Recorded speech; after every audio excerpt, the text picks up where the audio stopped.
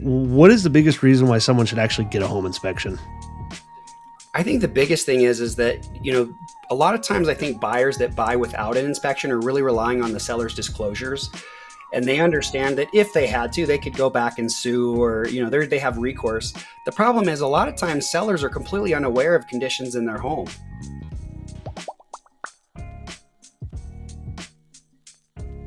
All right, ladies and gentlemen, welcome back to the Living in Denver podcast. And today I'm super excited. My name is Alex Saldana. I'm your host. And as you know, we talk about pretty much all things real estate in Denver, from community advocates, other business owners.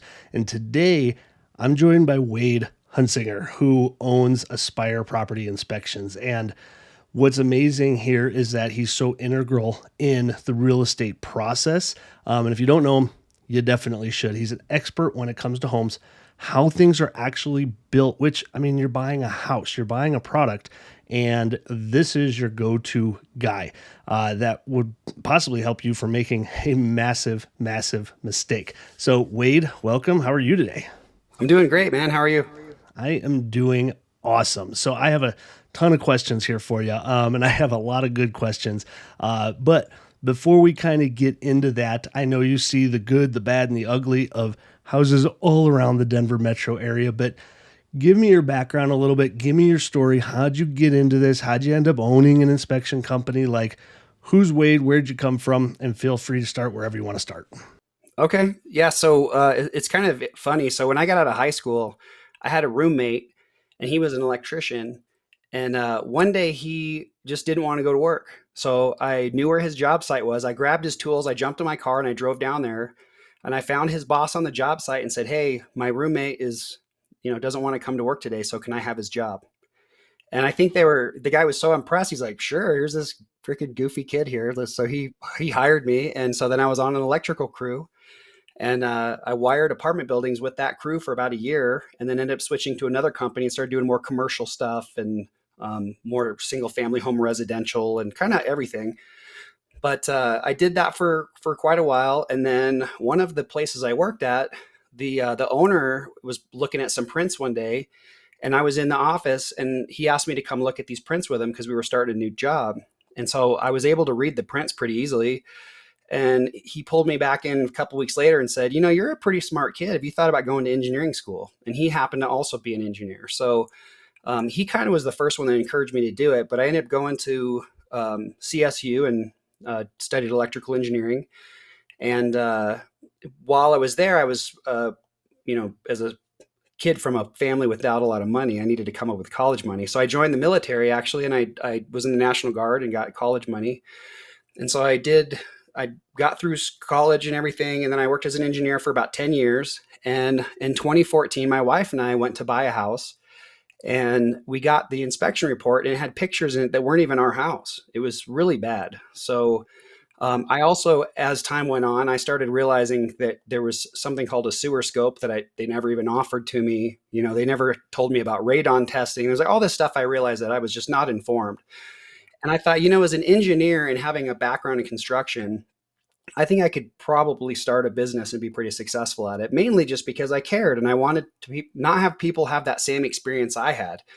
So I talked to my wife and said, "Hey, I want to start a business." And she said, "What is it? What do you want to do?" And she totally backed me up and helped me start this thing.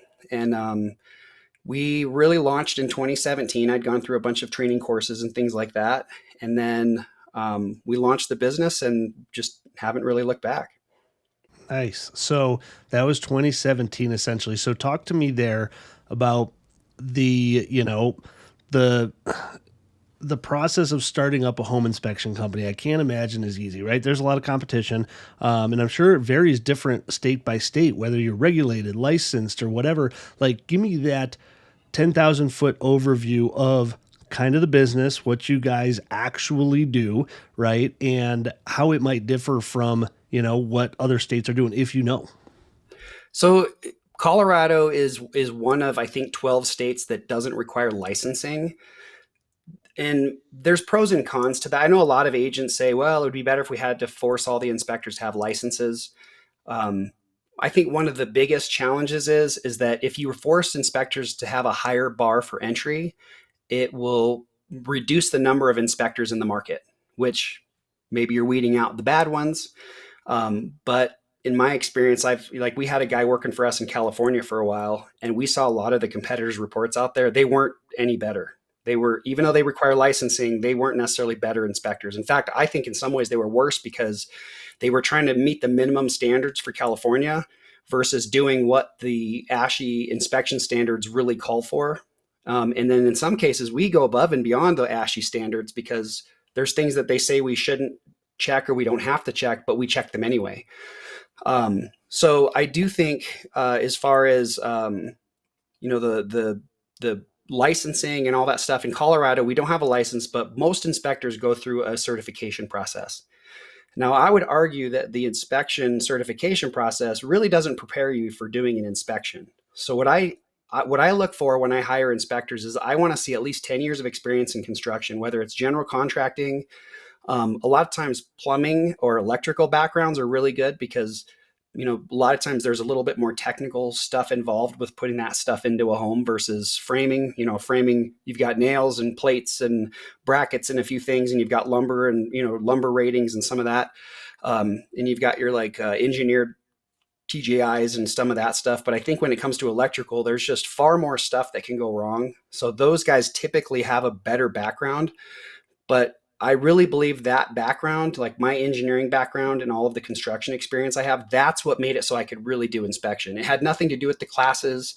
I see people go through certification courses and then get licensing in other states, and they still don't know how to inspect a house because it doesn't actually teach you the things you need to know to do it. Yep, for sure. And I'm sure that kind of gives you an understanding of, codes were different in 1960 than they are today, right? Yeah. Mm-hmm. Okay. Yeah. So Absolutely. beyond the obvious, right, of, hey, you should get a home inspection, right? It's funny, what I see, I work with a lot of people who have either bought their homes by themselves for sale by owner, stuff like that. They didn't get a home inspection when they bought it, right? Because, well, it is what it is. This is a friend of mine, a neighbor, I know the house, right? But why, beyond just selling your own service, right? What is the biggest reason why someone should actually get a home inspection? I think the biggest thing is that, a lot of times I think buyers that buy without an inspection are really relying on the seller's disclosures. And they understand that if they had to, they could go back and sue or, they have recourse. The problem is a lot of times sellers are completely unaware of conditions in their home. I just did one this morning where I am about 99% certain this family had no idea their sewer line is completely underwater for like 15 feet. Ooh. If you flush stuff down there and it's only a couple people living in a house, that belly and that standing water could continue to flow. So there's an argument that they could make this that they had no idea.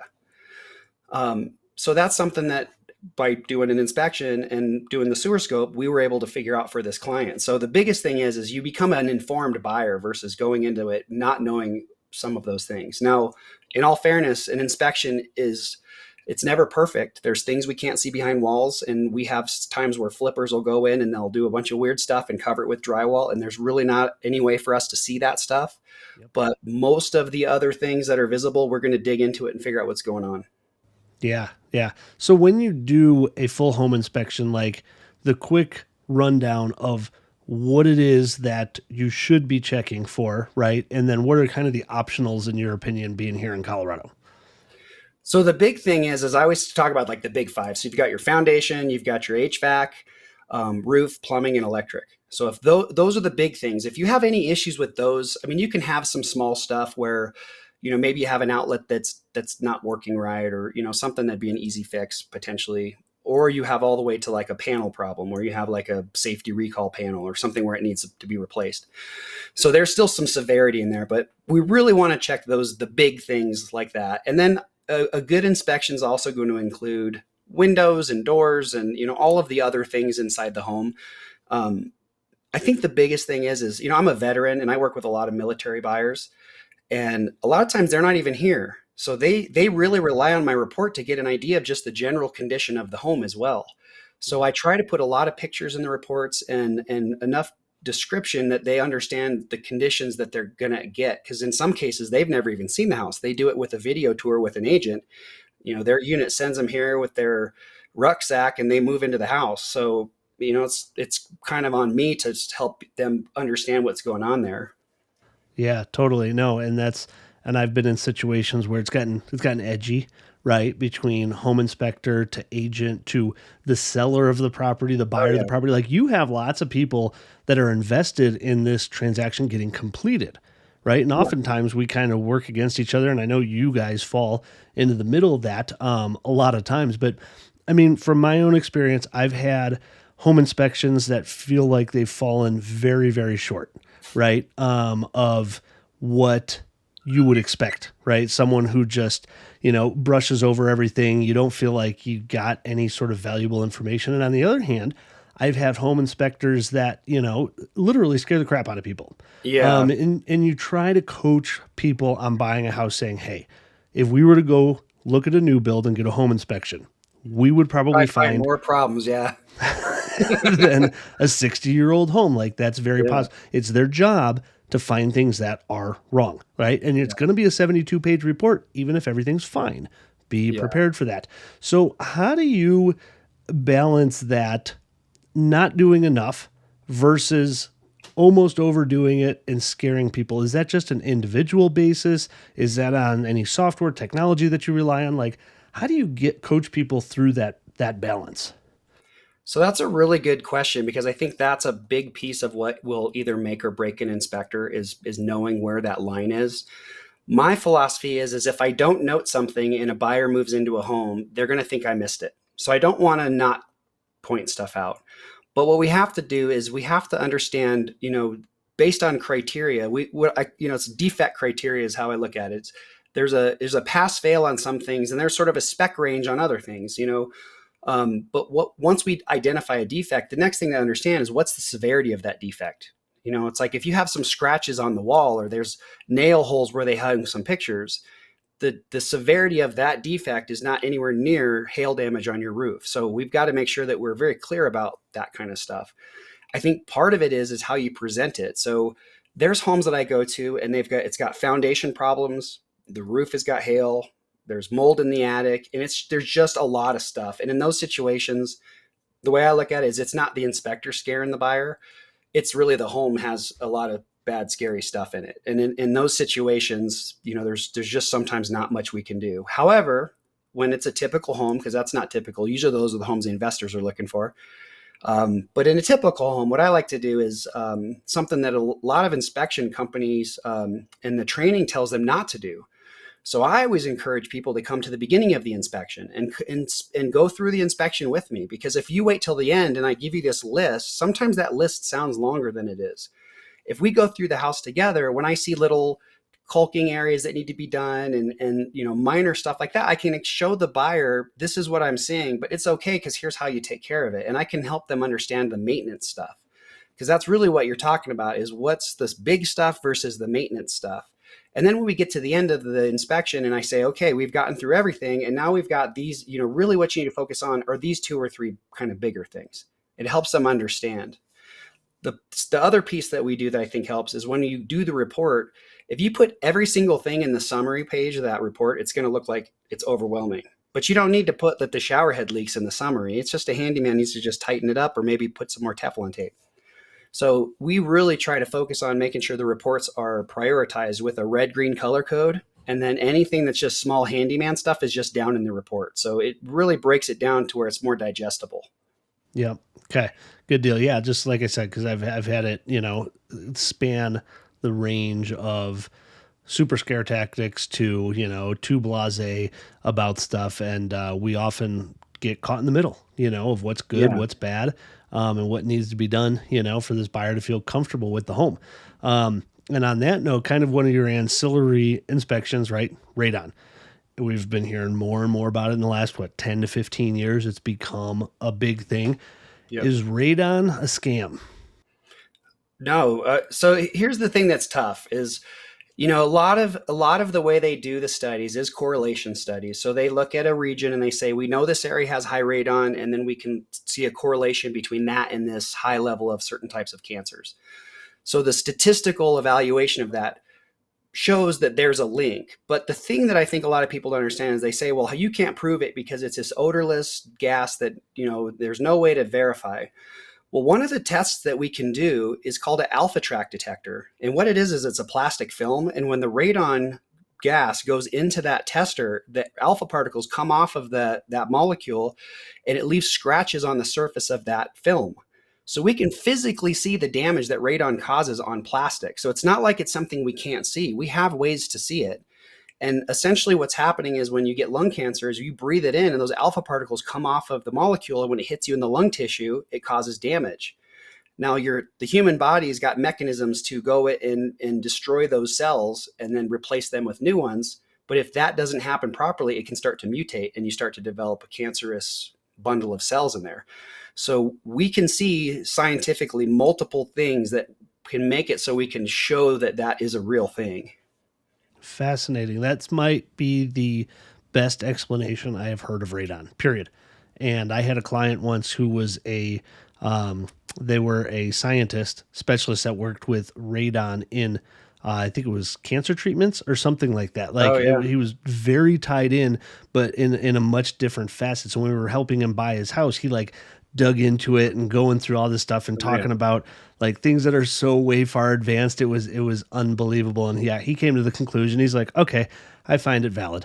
Radon systems are a thing. I mean, we just went from one house we had, Westminster, 8.4 reading down to 0.4 post, mitigation system. That's a massive increase for a system to help in what the radon readings are. But we've heard about it a lot. I still have buyers who don't care about necessarily doing that inspection, right? But something I always suggest, sewers. So sewer scopes. I feel like we're at this age of inventory in Denver that half of everything we're selling has a sewer line issue. Talk to me about sewer scopes. Nightmares about sewer scopes, what you've encountered, how you access these things, because not all homes have access to them. Homes built 100 years ago have clay pipes still. Give me the rundown on your opinion. Sewer scopes, getting them done, nightmares behind them.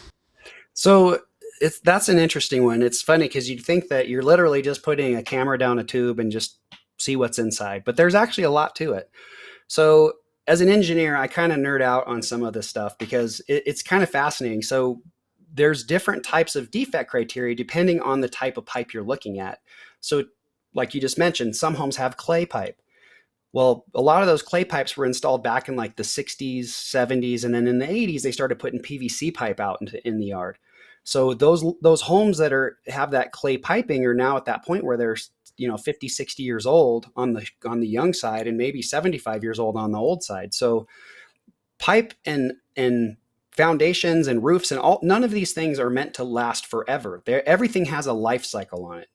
Some things is considered, a 99-year plus life cycle, which sewer lines are typically kind of fall in that. But clay pipes in particular if you have a 75-year-old clay pipe, you're kind of at that end where it's it's been in there a long time. So it's kind of to be expected. And Denver, of course, being an older city, has a lot of that. The other pipe that we see is called Orangeburg piping, which a lot of people have never heard of, but it's actually a paper conduit that they used, and they manufactured it in a town called Orangeburg, and I think it's South Carolina. And it's essentially a paper pulp type material, so compressed wood fibers that's impregnated with a resin. And what's amazing, though, is that stuff was put in back in the 60s, and it's just now really getting to that point where it's failing kind of on a larger scale. And as you can imagine, since it's a pipe, as the water flows through the bottom of it, it starts to collapse up from the bottom. So you start to see this sort of kidney bean shape in the pipe, and then at the seams, you'll start seeing it flake apart. So we do see some of that stuff. But to answer your other question, how do we get in the line? There's many different ways. So in newer homes, it's a lot nicer because most of the time they have a little plastic clean out cap and you can just open the cap and go in, with the exception of when someone finishes their basement and hides all those. But the other ways we get in is sometimes we have to pull a toilet. We'll just pull the toilet off, and all our guys carry wax rings and bolts and stuff so they can put them back down. And then the other thing I like to do is a lot of times on single story houses in particular, I'll just take my sewer camera up on the roof and go down the 3-inch vent pipe. So this is important. I'm going to cut you off because I have had two experiences within the last month that inspection companies were unwilling to do either of those, right? And this is a home built in the 70s, a townhouse, right? And so the HOA takes care of 90% of the sewer line, or just Mhm. from the toilet out. Yeah. And neither one of them would pull a toilet. So you get there for the home inspection, they're paying their $500-600, whatever. And then they can't pull a toilet. So now the inspection isn't done. It's going to take them another 2 or 3 days to come out to do it. The homeowner has to pull the toilet and leave the toilet off until the inspector gets back there to then scope it. And now the homeowner has to come back and put the toilet back on. And you're going, this is ridiculous. Like, Yeah. so We would for never those do of you that. listening right now that don't know these little nuances, that's the importance of a good inspection company, is being willing to do that and save yourself. Because if it's a vacant house, what if you live out of state? Who's taking responsibility, to do this? Are you trusting your agent? Do you have a neighbor do it? Like, that's just ridiculous. So I'm glad to hear you say that you're still willing to do those things. Oh yeah. Well, the way I look at it is the client's paying us to come out there and do an inspection for them. We need to do everything we can. I mean, I'm not going to dig up a sewer line and install cleanouts, but I'll do everything I can short of that to get that line inspected.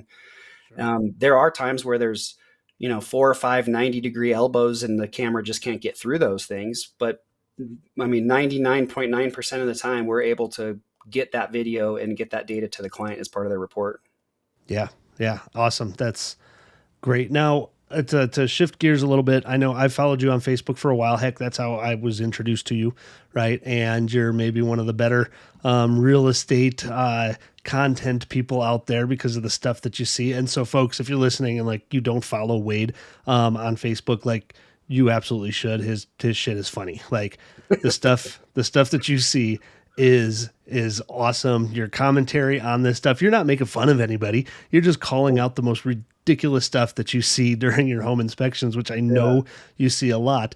But when digging into you, it came up about your concealed carry classes, right? Oh yeah. And so I know that's a big hot button issue with a lot of real estate agents, but talk to me a little bit about what you do there, because that seems kind of completely on the side, but at the same time, you're walking into vacant houses just like I am. Hmm. And that can be a little intimidating. I couldn't imagine my wife going showing houses by herself. Like, I would be concerned about that. Like, talk to me about what you're doing in that space. So I guess to explain what we're doing there, you kind of have to understand why. So back in 2019, we got scheduled for an inspection down in Manitou. And I was supposed to do the inspection, but I'm not a certified mold tester. And this client decided they wanted to add mold testing. So we had to switch to one of our other guys who has the proper certifications and all the equipment to do that. So he goes down and does this inspection, and the property had like a couple rental properties on the back of it. And so someone shows up with a key and says, "Hey, I'm going to open these little two rentals. If you guys can come back and inspect those really quick, then I can lock them back up and leave." Well, the inspector starts to go around the outside, which is what we typically do. We start on the outside, and he hears this massive screaming from inside the house. And what happened was the buyer and the guy that unlocked the door walked in on a dead body that was laying on the floor. Oh, no. And so I get a call from the inspector saying, "Hey, I had to call the police and I'm not sure what to do." And I said, "Well, they're probably not going to buy the house now. So grab your radon equipment and pack up." And, I just paid him for his time. So basically it was like, we just found ourselves in kind of this weird situation. And I got to Yeah. thinking about it later.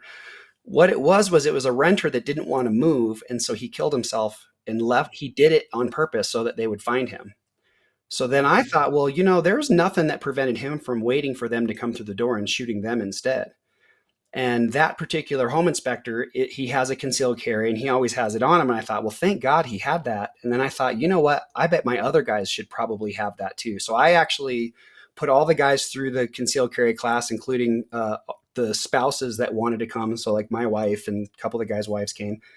And while we were there, and I was talking to the instructor, I said, I bet your realtors would like to do this. And so I just made it a mission that, I don't ever want agents to not be able to do that. So we, about once a month through the summer, we'll do a class and we can fit 12 people in. And usually we fill up classes and we do about 4 or 5 every summer. And we've been doing that since that incident back then. Wow. But it's like It's like my community service really to the agents. It was like, this is a way I can give back and do something. The other thing is I have a philosophy that if you build relationships with people and they know that they can count on you and call you for questions and things, that it's just a better way to do your business. And getting to spend a day on the range with all the realtors that come to the class, it gives them an opportunity to get to know who we are and see that we genuinely care about them. That's why we're doing the class, and we'll also care about their clients when we do the inspections.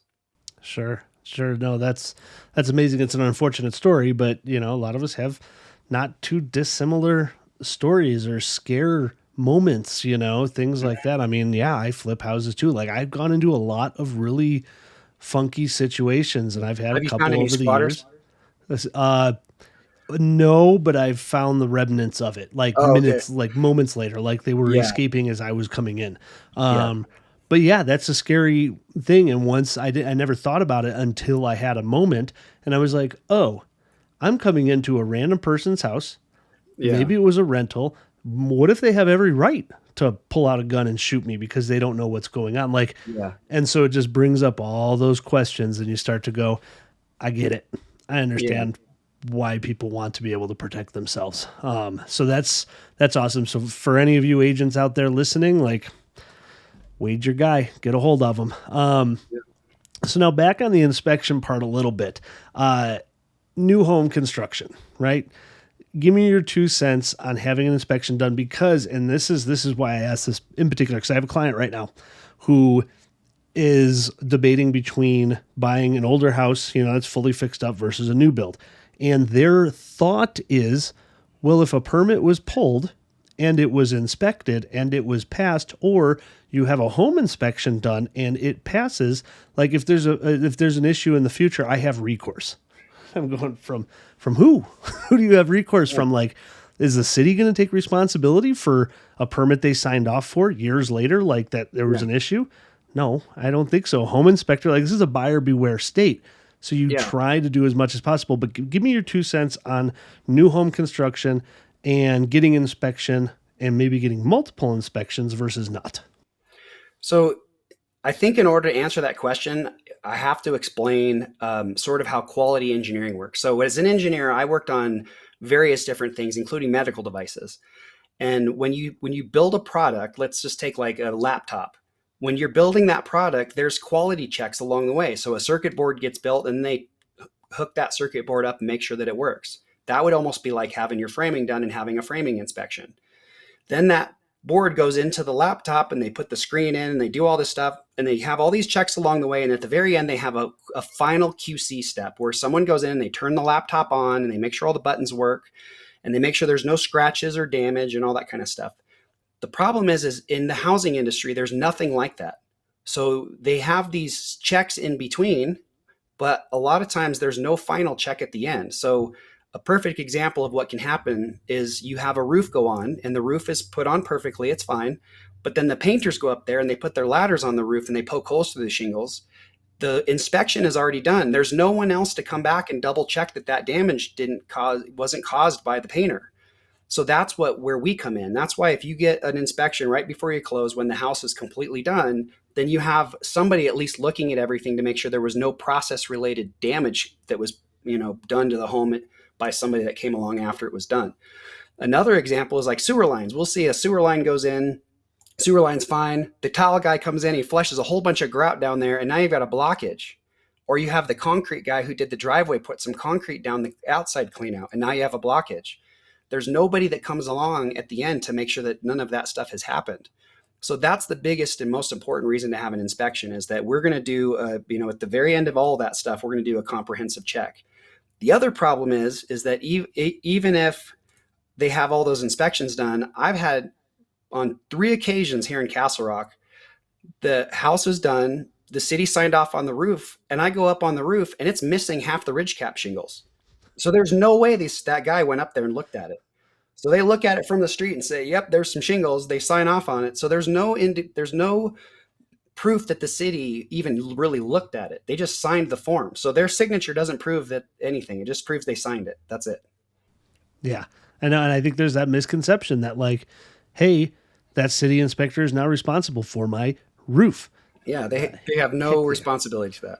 Do you remember, total side note story, do you remember, I think it was in Longmont, about 10, 12 years ago, maybe a little bit more. God, as I get older, everything turned into like 20 years ago, Yeah. where an entire community was built and they were like on phase three. So they were like 75% of the way done with this project. And someone noticed that the houses were built too close together and they didn't pass fire code. And Oh, so they you're talking like this is like 1,000 homes or something. And you're yeah. going, this has been going on for 4 or 5 years now as a development. And now there's 600 homes that are built too close together. It was a big to do. It turns out to be the builder's responsibility, even though they had how many community meetings and all these checks and balances, engineers, city planners, Yeah, the city wouldn't take developers. responsibility. No, no one takes responsibility for it. Like they tried to get the city to, but the city's like, no, we didn't build it. So we're not responsible for it. Like, Yeah. so if something that big can pass through that many eyeballs, like the small stuff is just so easy to get through the system and no one's going to take, you're going to have a hard time proving it was anybody's fault ever. So Yeah. as a buyer beware, get the dang home inspections.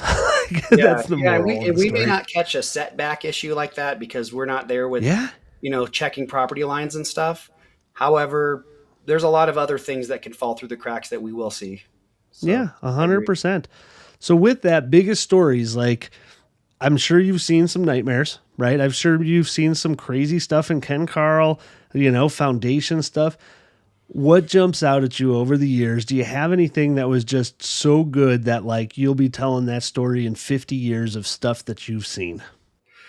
Well, it's kind of funny because there's sort of categories. So I think there's, like we find a lot of dead animals and things in attics and all that kind of stuff. Another category that kind of cracks me up is there's a lot of homes that the homeowner was trying to do some sort of improvement project and it just went completely wrong and they caused a ton of damage to their house. So one of the ones I saw recently was they people like to build planter boxes right in the front, so they put a little flower bed. So what happens is they build this planter box and they only have to put three sides on if they put it right up against the house.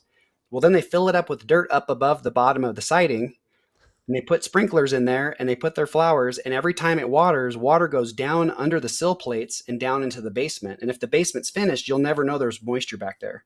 Mm. So I went to one recently, and the basement was not finished, and there was a bunch of cabinets down there. When they moved them all, they saw that there was water there. Well, all of that framing along the front of that house was completely rotted out from it being like that for so many years. Oh, And it's just something crazy because it was absolutely caused by a homeowner who thought he was doing a home improvement, and it was really a home destruction. yeah. Yeah. So Oh my gosh. Yeah. So other than that, like your basic stuff, with kind of areas, have you seen, how many houses do you come across that you just say like, this should not be inhabited? Like, do you ever come across that? did you ever see the Jumanji house I posted where there's all the No, plants inside? no, I didn't. You'll Oh my have to go gosh. find that post I did. So I go into this house and it was a really weird situation. So the home originally was going to be like a two-story home with a walkout basement. The first person building it, something happened and they had to leave the project. Somebody else bought it and just put a roof on the basement. So it's basically a basement with a wood structural floor and so it's one level. But it's almost like dug into the hill because it would have been a walkout. Well, then the next person comes in and they decide, well, I'm going to cut open the floor and expose the soil in the crawl space and plant plants down there that will then grow up through the house. And so now you go in and there's plants growing up from the crawl space up all the walls and everything. And then it almost looked like Casa Bonita because like, the fake rocks they have inside, they put a bunch of that and the plants are growing all over these fake rocks. Oh my And gosh. that house was so full of mold. It was one of those ones I went into and I, as an inspector, like I would have had 8,000 pictures on that place of everything that was wrong. Oh my I pretty gosh. much had to just take general photos and put that the foundation needs to be put back because it's all been chopped up. And then these plants and the mold, it's like, it's just, the interior has so many issues. It's just uninhabitable. And I just had to kind of list like including, but not limited to all of these issues. In that particular one, I told the buyer, I was like, I can't tell you what to do, but I think you'd be better off to scrape this one and start over.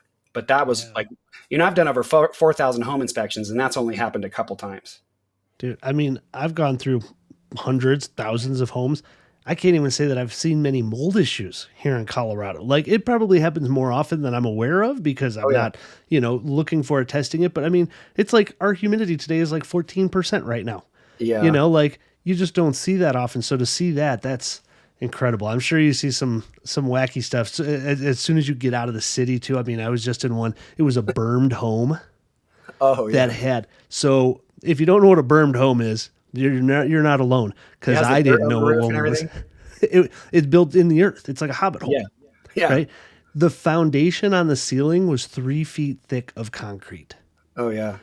And like he ended up having water damage come through there. I'm like, and then there's 4 feet of dirt on top of that. So I'm like, how do you even fix this thing? Like, how do you get insurance for it? Like, how do you, it was I just don't know. unreal. So as you get out of the city, you start seeing some abnormal stuff.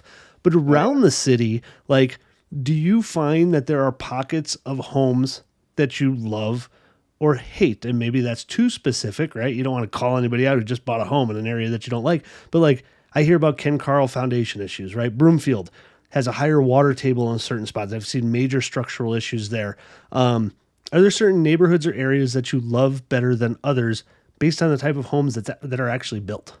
So that's an interesting perspective because so here's the thing. So Ken Carroll is not necessarily by nature a bad area. The problem is Ken Carroll was started back in the 70s, and through the process, as an engineer, and a scientist, you kind of learn things as you go. You learn from your mistakes, and that's kind of what happened there. Back when they first started that, they didn't have all the soils engineering and some of the things that they do now. So they didn't know to take soil samples. So the way that the foundations went in back then was kind of the standard way they built. They just did spread footings and they put stem walls in and they put basements or crawl spaces and then they just, framed up houses. Then as the houses started to have settling issues because of, the different minerals like, clays and bentonite and different things that, expand and contract underneath those homes, they started realizing that there are certain areas of the Front Range that they have to have special considerations for. So it's not really areas that specifically have problems. It's more of homes built in certain time windows. If your home was built in the 60s and 70s, it maybe has the potential to have certain defects that homes that are built after that wouldn't, because they would have known to adjust the foundation design to make it so that the foundation would survive in that soil type. Gotcha. Interesting. New build wise, then let's expand that. Do you find, are there certain builders, we won't throw anybody under the bus. Are there Yeah. certain builders you like more than others? Absolutely. There's certain builders that you can even tell when you go on the job site. And I went to a home. It was actually here in Castle Rock. And I was doing my inspection. And I was just about finished. And they had two superintendents. And they walked into the house and said, "What did you see?" And I said, "Well, I saw a leak upstairs in this bathroom." And then I took them to a window and I said, "This entire side, this flashing's not installed right." And you could see there was a bunch of problems with the shingles. Before I even left, the plumber was there fixing that leak, and they had the roofers there tearing off those shingles, fixing it.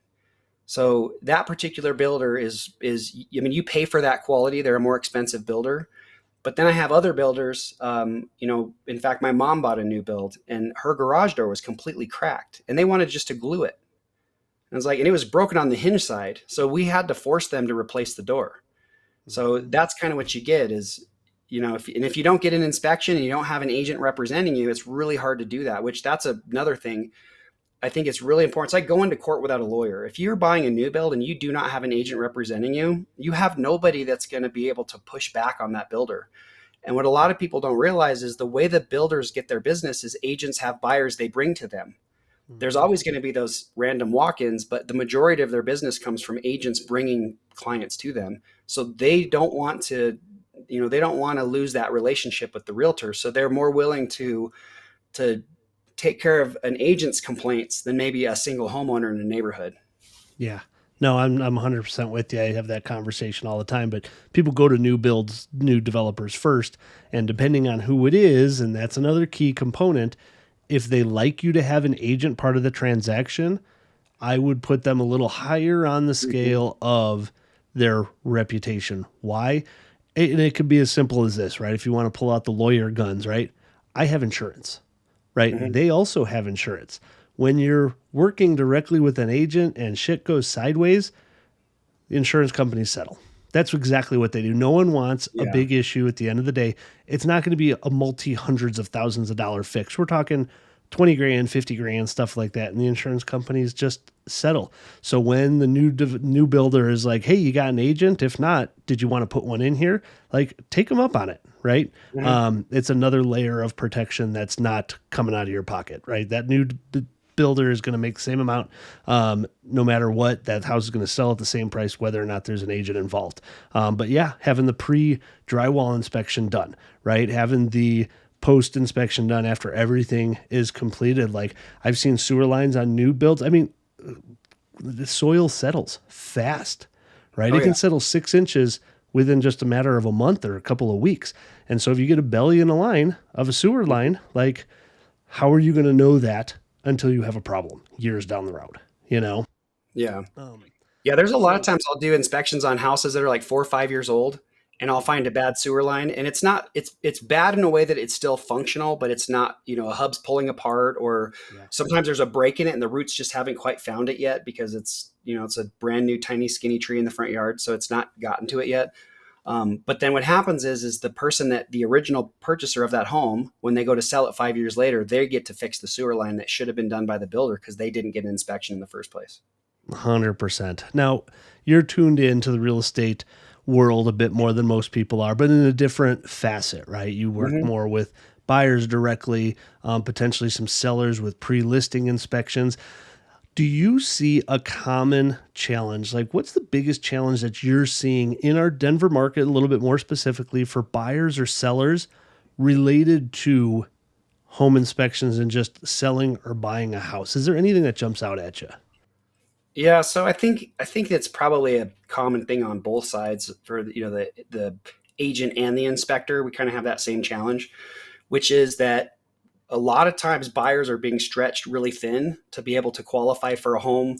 And they're having a hard time finding a home that has all the needs for their family and maybe some of the wants that get them excited about moving there. And so then what happens is if we do an inspection and we start finding problems with the home, they're spread so thin, and you add interest rates to that too. Interest rates are, pushing people even thinner by the time they're able to move in.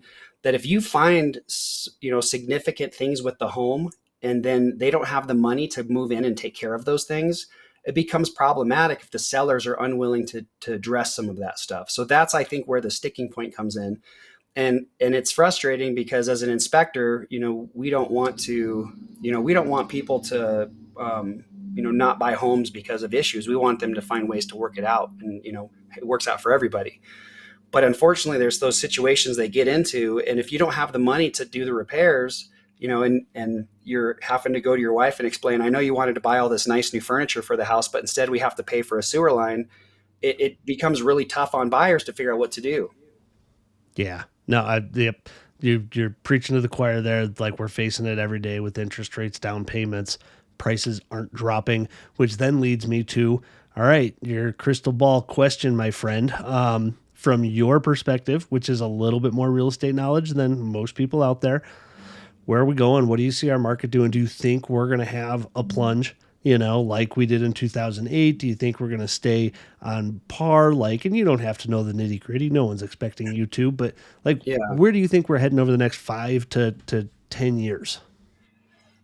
Last year we had this kind of lull. And it was weird. I'd have a busy week and then a slow week and a busy week. And this year we're not quite as crazy busy as we were in 2020 during COVID, but it seems very similar. It seems like the train is moving, and it's almost like all of the pent up demand from last year is just rolling into this year.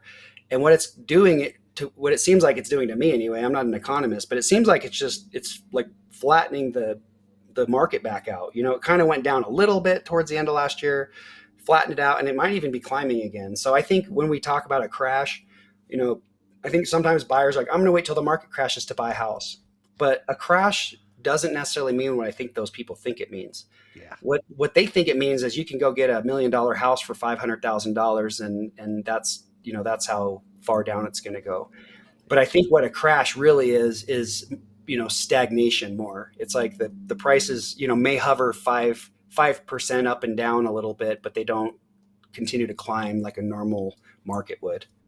Yeah, 100%. Yeah, I'm with you. I think it's just kind of business as usual until something major changes, right? Yeah. I think without any sort of big catalyst, we just don't have much for sale. I mean, you see the quality of stuff out here right now. You could have a budget of 750 or $1 million, like, Hmm. and the amount of stuff coming on the market is still junk. And I don't mean junk as Yeah. in the product, but like it's either on a busy street or it's not big enough or it's just not checking enough buy Yeah. boxes for a lot of the buyers out Or there. it's like one of those McMansions. It's a big house, but like built very poorly, like real cheap Yeah, cheap finishes and stuff. 100%. And you could get away with that the last 10 years for the most part. But now buyers are having to be pickier because it's hard to stomach paying 5 grand a month on a mortgage for a $700,000 house, $800,000 house. Like Yeah. that's a tough pill to Well, swallow. especially when it's that expensive of a house and it doesn't have a 6 car garage and a pool, and Oh, yeah. it's like the expectations I don't think sometimes align with where the market is, and I Yeah, think that's where a totally. lot of the disappointment comes in. Yeah, $400,000 in Texas, man. You got yourself a 5,000 square foot house. Yeah. Not so much here. But then again, our property taxes kind of trump everybody else. So you really got to watch that. I'm from Chicago originally. I mean, Cook County, Illinois, man, for a $400,000 house, you're paying 16 grand a year in Whoa, property taxes. That's a that's big crazy. number here. That's like 3 grand a year, 2,500 a year. Like, so Yeah. there's other things that come into play there, but from sticker shock, yeah, we definitely have sticker shock in our our Yeah. market a little bit. Yeah. But awesome, Wade. This has been absolutely amazing. If people want to reach out to you, questions, pre-listing inspection, home inspection, just want to chat with you, what's the best way to get a hold of you?